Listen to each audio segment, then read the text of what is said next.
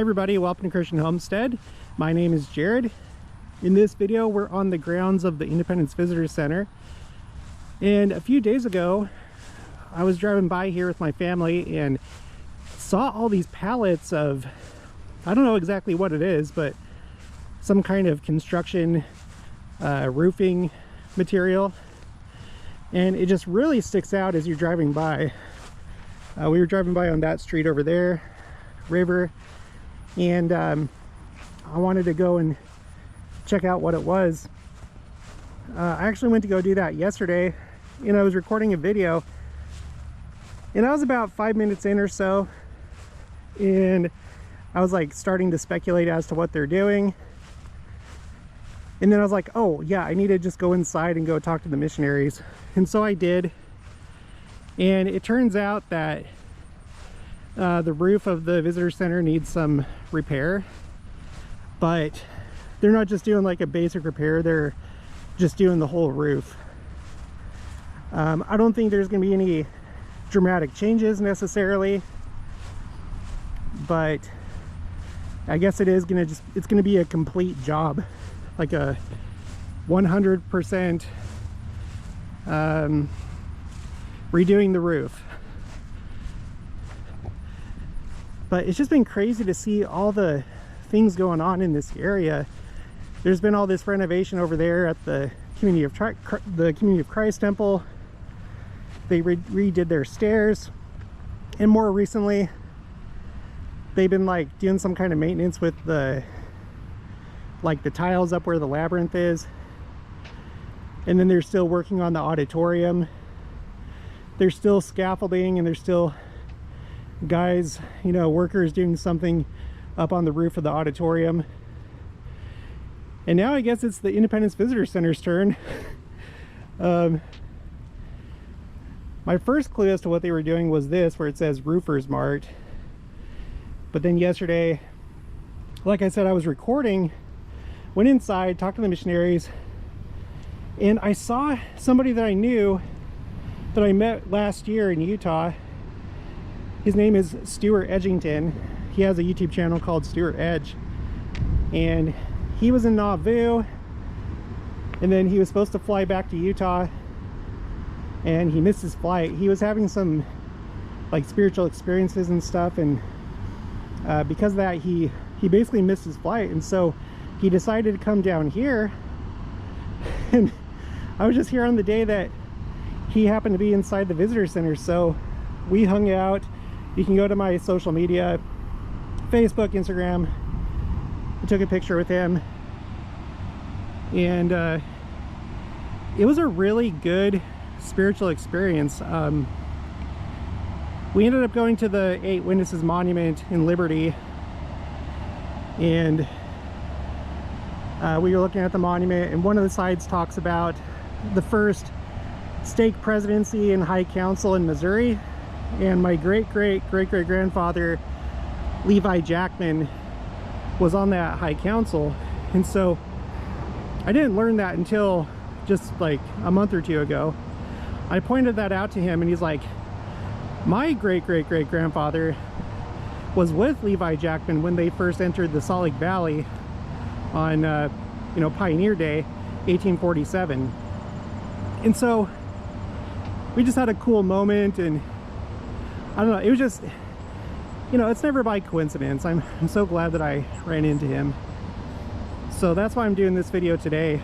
Although, like I said, these materials have been out, I don't know how many days it's been, but I think for the better part of a week. And then here we have a ladder going up to the roof. That is kind of a long climb. I could do it though, but I would be a little bit nervous. But anyway, that's kind of exciting, you know. Like I said, we have these 3 buildings that have seen renovation recently, and then on top of that we have the city of Independence itself. that's going through a renovation process. It's called, oh gosh, I can't remember. I think it's called Imagine Independence 2040. And just recently, within the last few months, they've replaced the sidewalks and done all this stuff. They've redone the streets at the town square, and it just looks so good.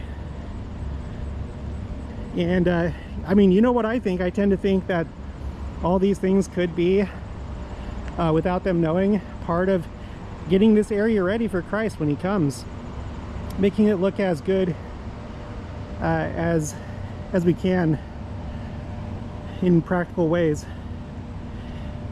But I also want to share something else for the last part of this video.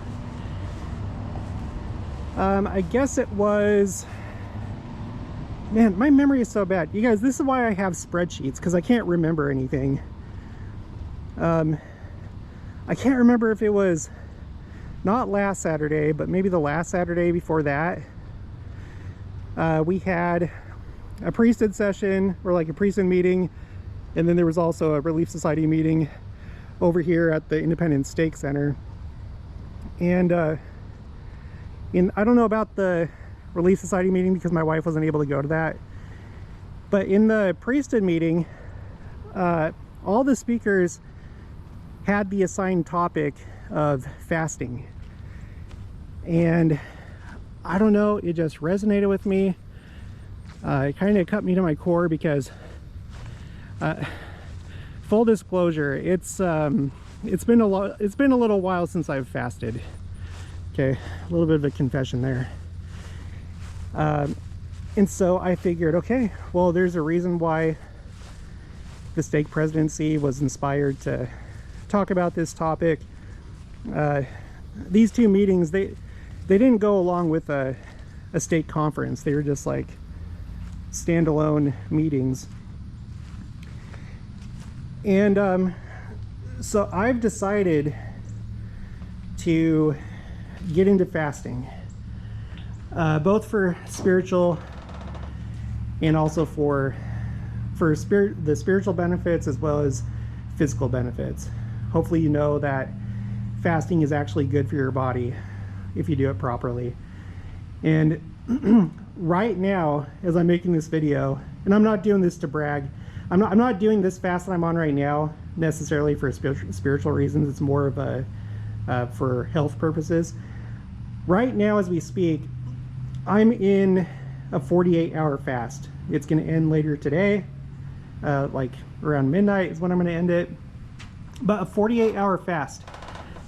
I've been drinking water and electrolytes because that's what you're supposed to do when you do this kind of fasting, when you do like extended fasting.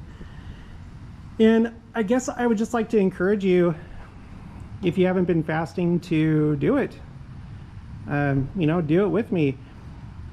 So think about it like this. You have these different ways of unlocking blessings, right? So one way that you can do that is you keep a commandment, and with every commandment there's a blessing that goes along with that. Not that it's like a vending machine where you put in a quarter and then you get what you want. It comes according to the Lord's timing and what's best for you, but you get blessings when you obey commandments. So that's one way. Another way is praying just by yourself. And with praying, it reminds me of, there was this devotional I went to one time as a youth. It was at the, well, what's now the old LDS Business College campus on South Temple in downtown Salt Lake. Went to this devotional. The speaker was talking about how there's all these blessings that the Lord already has for you, that, you know, who knows how many, maybe there's infinite, but you have all these blessings, and there's a lot of them that will not come unless you specifically ask for them. He's perfectly willing to give it to you, but you have to think about it and then pray and ask, and then he'll give you those blessings according to his will and if it's right for you. So there's a lot that can be done just from prayer. And then on top of that, another way to unlock blessings is when you pray as a group, whether it's just you and your spouse or whether it's your family, your ward. And it seems that the more people are praying, in some cases maybe the more effective or the more powerful the request is for whatever's being prayed for. So praying in groups.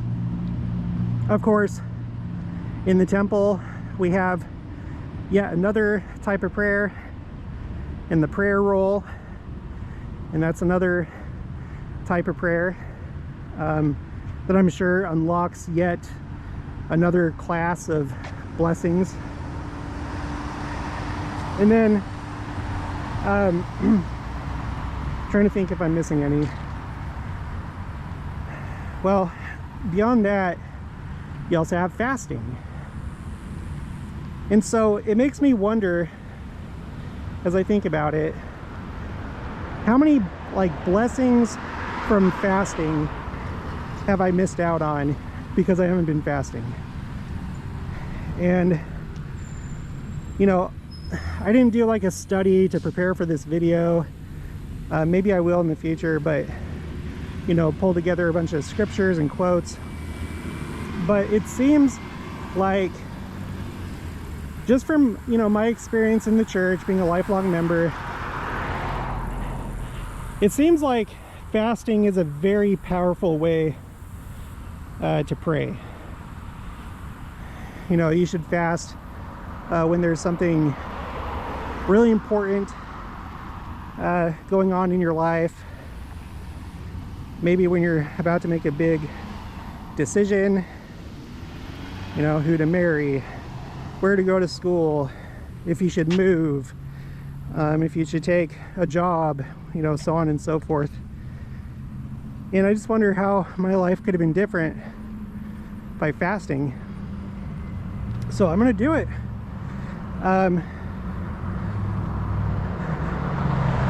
I am going to do it both for health and for the spiritual benefits. I would like to encourage you, if you haven't done it, to look into the physical benefits of fasting, because some of it was mentioned in the pre-sin meeting. One of the speakers went into the scientific benefits of fasting, but as I did my own research, I was just blown away by how much happens within your body as you fast. And it turns out that there's this kind of timeline of events that take place once you stop eating. And I'm not going to recite them to you because I don't know that I have them all perfectly memorized, but it's basically, you know, you have things that occur once you get to 4 hours, once you get to, I think, 12, 16, 24, 36, 48. But all in all, in a nutshell, your body in a lot of ways resets itself. It cleans house. One analogy that I came up with when I first started thinking about this was, if you think about a fast food restaurant, and you know when you go there and it's rush hour or they're really busy, and so the workers don't have time to go clean the lobby or maybe even their work spaces, and so things start to get all gross and disgusting. I think that's a pretty good analogy as to what happens when you just constantly eat three meals a day, every day, for years, decades, your whole life. And so it seems that the body is designed to do these resets when there isn't very much food. Because I suppose for most of human history, food has not always been plentiful. Now, I don't know that for sure. I'm not a historian, but I'm willing to bet that before maybe the Industrial Revolution, food was a little bit harder to come by than it is now. And so, you know, but it's okay because the Lord had these processes in place where when there isn't food, your body starts to repair and do these other things to help you get through. And so, in a nutshell, and very basically, and I would encourage you to just do a search on YouTube if you want to know more, if you want to know the specific benefits and at what point during the fast they kick in. But some of the benefits include, you know, getting through all your glucose in your bloodstream. You know, your insulin is activated when you're eating, and when there's, you know, this energy that needs to be used from what you just ate. And typically, most people are just constantly in that stage where everything is just insulin and the energy from the food that you're eating. But when you fast, you deplete those reserves, or not reserves, you deplete that glucose, and then your body has to switch over to things like stored fat. And that's when you get into ketosis. And it seems like the consensus, I feel like I've heard a bunch of different like hour marks for when that occurs, and I think it depends on each individual because all of our bodies are different. But generally speaking, I think it's after like 16 hours that your body starts to go into ketosis, and it switches over from getting energy from the food that you just ate to your reserves. So you have that takes place. You also have a thing called autophagy, and I think that starts at about 24 hours, if I'm not mistaken, or at least that's when it starts in earnest. But autophagy is where your body starts to look for mostly like damaged cells, and potentially cells that could become cancerous, but just damaged cells. It basically finds all those cells that are damaged, inflamed, whatever, and then it uses those up, I guess, as like a source of energy. And it seems like that's a pretty important thing because it helps to prevent diseases, everything from cancer to all these other diseases. I'm not a doctor, so I don't have a lot of good examples, but it's really good to clean house, right? Both your literal house as well as your work area, as well as everything else, including your body. And so I think it's really important to get rid of those damaged cells through autophagy, through fasting. Your gut goes through a reset. Again, I can't remember how many hours, but most of what I'm talking about, I don't think any of it really kicks in if you only skip 2 meals. I could be wrong. How many hours would that be? Like, say that you go from like lunchtime till like 12 hours. I don't know. Sorry, I'm not very good when it comes to the scientific side of this, but your gut, after a certain amount of time, does a reset, which helps your, like, the microbiome in your digestive system, in your gut, which can help with a lot of things. There's an immune system reset that happens also with your brain, which when I was growing up, I don't know about you, but my understanding was that once you lose a brain cell, it's gone.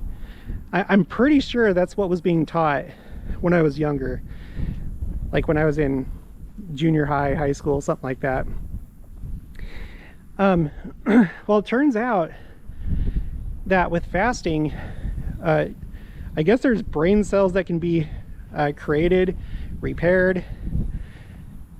There's this thing I was watching where it was talking about how And I'm sorry if you're a doctor or if you know better, please excuse me, but I think there's this thing in your brain called like a dopamine pathway, and these pathways can get clogged or hindered in some way, and when you fast, it cleans that out. It's like you're on a busy road with all this traffic, and so dopamine's not coming through like it should. But then when you do a fast, it helps with clearing out the traffic. So there's benefits to your brain, your body. There's just so many benefits. Seriously, go and look it up. But I would encourage you to do so. My plan personally, oh, and by the way, if you choose to fast, if you choose to do these kind of things, you should probably, if you have a medical condition, you're pregnant or something like that, you should consult with a doctor. So you want to be careful. But what I'm going to do, and I would invite you to do it with me if it's okay with your doctor, or if you're in good health or whatever. I'm going to do intermittent fasting, which is where every day you have an 8-hour window in which you can eat, and then for 16 hours you don't eat, and then you get some of those benefits from fasting. And it probably also helps with your calories for the day.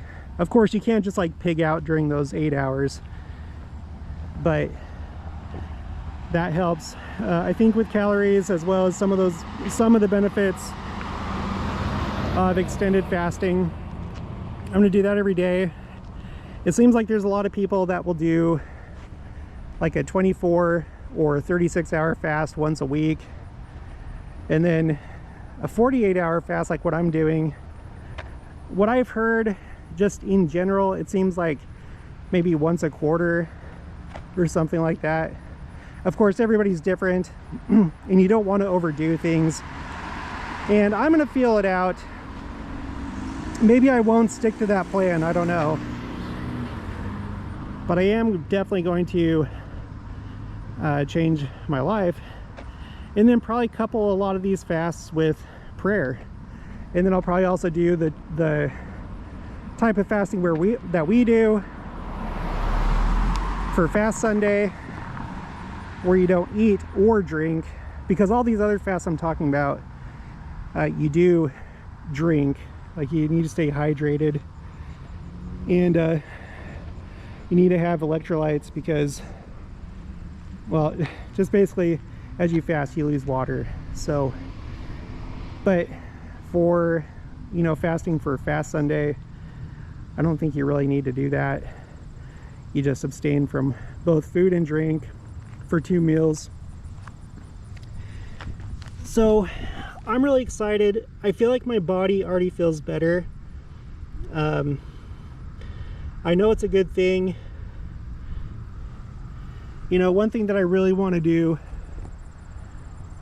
is avoid getting high blood pressure, diabetes. They were talking about how fasting can help prevent dementia and Alzheimer's, and so I really don't want those either. In fact, my great-grandfather Jackman, he's the ancestor of Levi Jackman. That's what he died of, was Alzheimer's, and that's always been on my mind. I do not want to have Alzheimer's, and I know that you don't either. So it's important to overcome the natural man, you guys, and control ourselves, and just not be out of control. Our spirits should be in control of our bodies. And surprisingly, I have not found fasting to be that difficult. That's one thing that's prevented me for all this time, is, you know, the last time I did it, it seemed so hard. But I don't know, it really isn't. At the beginning of the fast, like when you're doing an extended fast, you have that chemical that's produced that signals to your brain that you need to eat. But after a while, that goes away. So like I said, this is day 2 for me of my fast, and I have not been hungry today. Well, maybe like a little bit every here and now and again, but not very much. I can easily get to midnight tonight and not be dying of hunger. Like, I feel just fine right now. And like I said, my body actually feels better. It feels good. So it's just like, I don't know. I wish I would have known about all this before, and I wish I would have been doing it. But anyway, let's take another look at the Independence Visitor Center. Maybe I better walk a little bit closer. I don't know how well it shows up on your screen.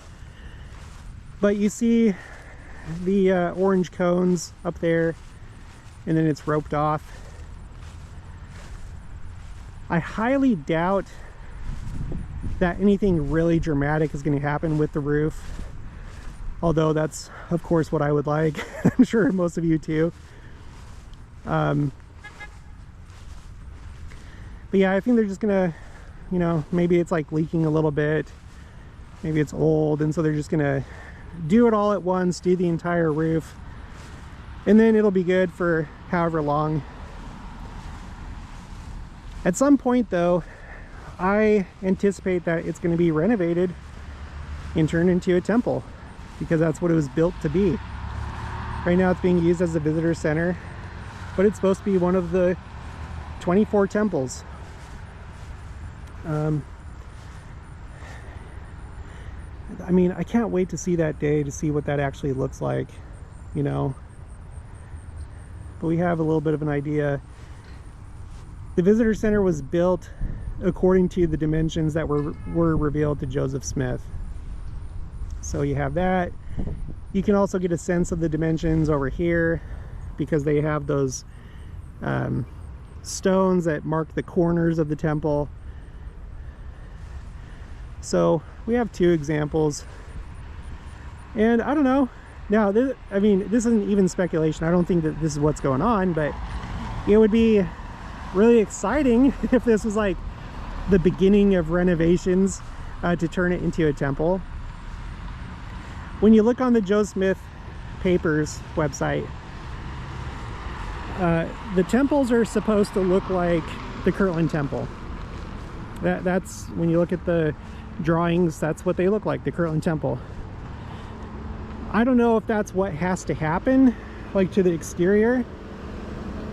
I don't know if like maybe all that matters is just the interior. Maybe the only thing that matters is the dimensions, you know. Although for the interior, and I don't know if this is how it's supposed to be for all 24 temples. Maybe it's just for the primary temple. But the drawing that they have and the floor plan that they have for, at least for that temple, the inside is also supposed to look like the Kirtland Temple, where you have the pulpits on each side. One side it's for the Melchizedek priesthood, the other side it's for the Aaronic priesthood. But maybe the other 23 temples are supposed to be different. I don't know. I guess we'll see. So let's cross our fingers, but let's not get our hopes up that something big is happening. But even if something big is not happening, it still fascinates me that you have all this renovation going on in this area all at the same time. Of course, I don't know what it's typically like, but it's not every day that you redo the roof of the visitor center. And I doubt that the auditorium is like just constantly, you know, under repairs, but I don't know. Anyway, that's gonna be it for this one. I'll talk to you guys later.